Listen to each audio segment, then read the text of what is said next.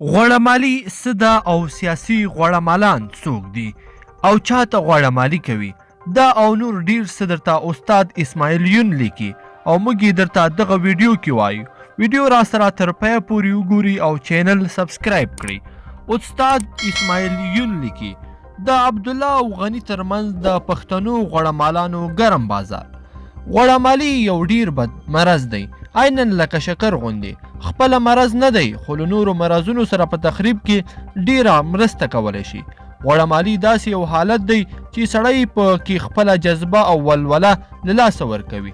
د نارینتوب خصلت یې کمزوري کیږي، فکري لیدلوری یې له منځه ځي، خپل نوښت نشي کولی او تل زورور ته په مړه هیله ناست وي. دا ډول اشخاص د ټولنې په بېلابېلو برخو کې موجود او مطرح وي، په دربارونو کې زیات پیدا کیږي او کله کله خو د واک او ځواک دویم لاس ناڅرګند قوت هم ګڼل کیږي. دا مرض اوس تر ټولو زیات په سیاسي قشر کې لیدل کیږي او اوس مهال د پښتنو په سیاسي قشر کې زیات محسوس دی. د فکر خاوندان کولی شي اوسنۍ غوړهمالان قشر د ډاکټر غني او ډاکټر عبدالله د تقابل په ډګر کې ښه ډیر محسوس کړي. یو زیات شمیر پښتانه سیاستوال چې اوس د ډاکټر عبدالله تر شا ولاړ دي د هغه ډول مخلوق دی چې یا ورته د غني په واکمنۍ کې مقام او موقف نه دی رسېدلی او یا له واکه شړل شوي دي. ټول یو ډول عقده اخیستي دي او نو ځکه یې د غني د غټ مخالف لمن نیولې. د هغه پر اوږه یې ټوپک ایښی، غواړي په دې ډول له غني څخه غچ واخلي او یا د عبدالله په احتمالي واک او د غني د واک په تداوم کې د تیر په څیر خواږه ترلاسه کړي دي.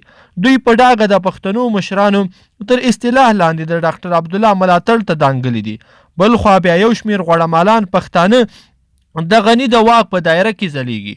هغوی نو بیا د غني هرې منطقي او نامنطقي خبرې ته داسې د تایید سر خوځوي چې ګنې هیڅ ډول نیمګړتیا نه لري او یو الهي نعمت دی چې پر دې ولس راورېدلی دی.